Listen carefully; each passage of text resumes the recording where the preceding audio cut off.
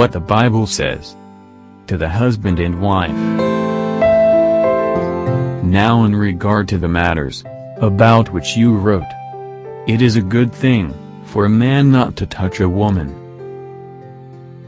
But because of cases of immorality, every man should have his own wife, and every woman her own husband. The husband should fulfill his duty toward his wife, and likewise the wife toward her husband. A wife does not have authority over her own body, but rather her husband, and similarly, a husband does not have authority over his own body, but rather his wife. Do not deprive each other, except perhaps by mutual consent for a time, to be free for prayer, but then return to one another, so that Satan may not tempt you, through your lack of self-control. This I say by way of concession, however, not as a command. Indeed, I wish everyone to be as I am, but each has a particular gift from God, one of one kind and one of another. Now to the unmarried and to widows, I say, it is a good thing for them to remain as they are, as I do. But if they cannot exercise self-control, they should marry, for it is better to marry than to be on fire. To the married, however, I give this instruction. A wife should not separate from her husband. And if she does separate, she must either remain single or become reconciled to her husband. And a husband should not divorce his wife. To the rest, I say, if any brother has a wife who is an unbeliever, and she is willing to go on living with him, he should not divorce her. And if any woman has a husband who is an unbeliever, and he is willing to go on living with her, she should not divorce her husband. For the unbelieving husband is made holy through his wife, and the unbelieving wife is made holy through the brother. Otherwise, your children would be unclean, whereas in fact they are holy. If the unbeliever separates, however, let him separate. The brother or sister is not bound in such cases. God has called you to peace.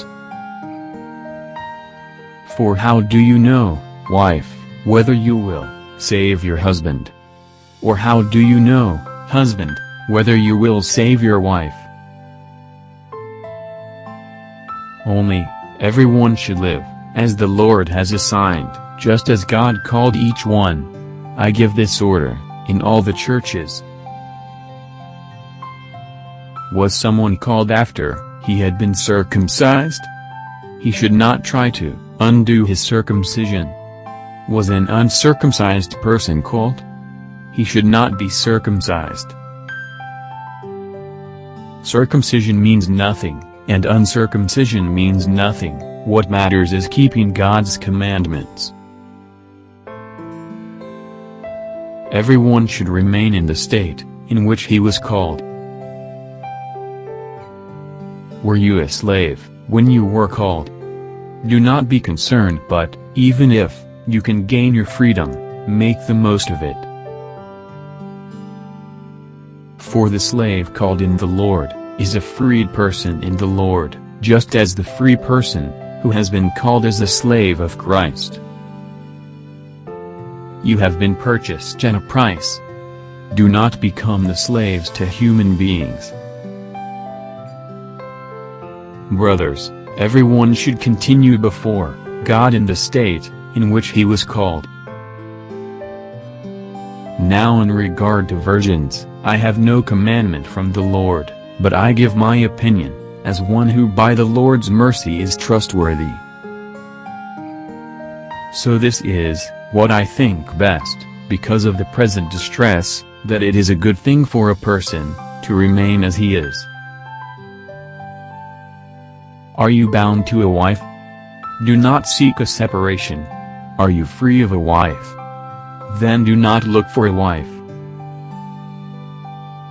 If you marry, however, you do not sin, Nor does an unmarried woman sin, if she marries, but such people will experience affliction in their earthly life, and I would like to spare you that.